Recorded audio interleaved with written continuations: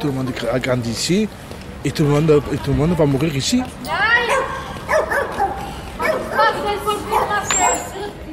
Jean-Bernard Maton, j'ai été antérieurement président de l'association de sauvegarde du patrimoine artistique et historique roussillonnais.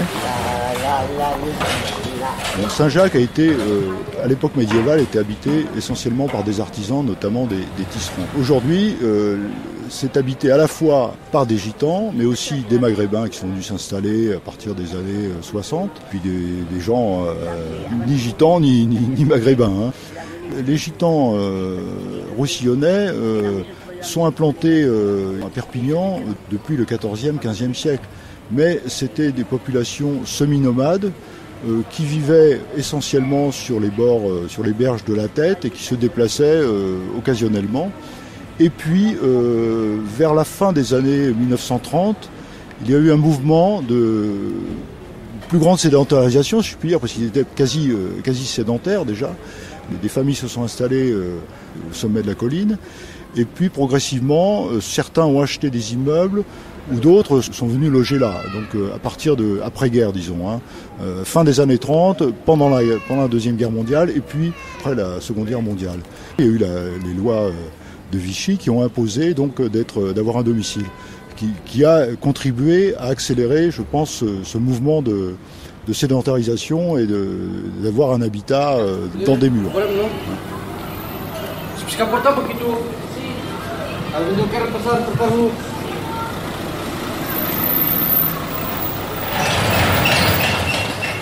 Pendant toute une période, des années 50, 60, ce sont des gens qui avaient des métiers, qui bourreliers, ils fabriquaient des paniers, ils étaient ferrailleurs. Bon, il y avait une activité économique qui leur permettait de vivre.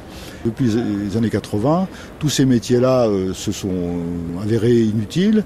Et donc aujourd'hui, la plupart de la population gitane vit essentiellement des minima sociaux. Chez les jeunes, il y a 90% de chômage. C'est une population qui est déshéritée, qui a des problèmes de santé, qui a des problèmes de drogue, des problèmes de scolarisation. Et l'ensemble de ces phénomènes font que, parallèlement, il n'y a pas de politique vraiment d'accompagnement, où il y en a eu une à un moment donné, mais qui est plus ou moins efficace, et qui aujourd'hui a tendance à se réduire à presque plus rien.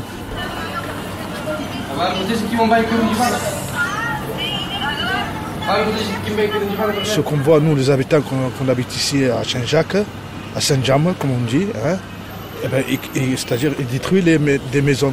C'est vrai qu'il y a des maisons, des immeubles qui sont vieux, qu'il faut détruire, c'est vrai, mais il y en a qu'il faut rénover. Le patrimoine, c'est les gens, les personnes âgées qui vivent ici, c'est eux les patrimoines, c'est pas les murs. Nous aussi, on voudrait un quartier tout neuf et tout beau, mais c'est tout cassé, il y a plein de rails, c'est sale. Pendant les 3-4 dernières années, il y a 82 immeubles qui ont été démolis dans le centre ancien en secteur sauvegardé, de façon totalement illégale, mais avec l'accord des services de l'État. On a fait beaucoup de bruit, si je puis dire, en juin 2018, où un îlot de 12 immeubles en plein cœur de Saint-Jacques a été détruit. La population locale ne s'est pas manifestée. Mais un mois après, quand les pelleteux sont arrivés sur la place du Puig pour démolir un îlot, la population du quartier s'est révoltée pour faire stopper la démolition. Et l'après-midi, le matin, les pelleteux sont arrivés, l'après-midi, la démolition a été stoppée. La population s'est sentie vraiment agressée et s'est posé beaucoup de questions sur son devenir.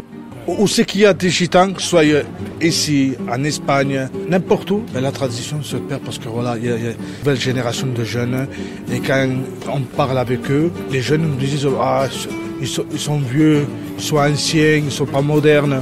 Ça c'était à l'époque de Moïse. C'est des gens qui se couchent très tard, en pleine nuit, y compris les enfants, qui donc n'arrivent pas à aller à l'école le matin. Donc ce qui fait que quand on parle de mixité, à mon avis, c'est quasiment mission impossible. Et la mixité, il faut la trouver à la marge. Hein. Bon, il y en a beaucoup qui font de la musique aussi, toutes les opérations autour de la rumba, les rumberos catalans, mais qui en fait n'émergent pas trop dans le quartier. Hein. alors qu'il y aurait des potentialités à ce niveau-là pour faire vivre cette culture.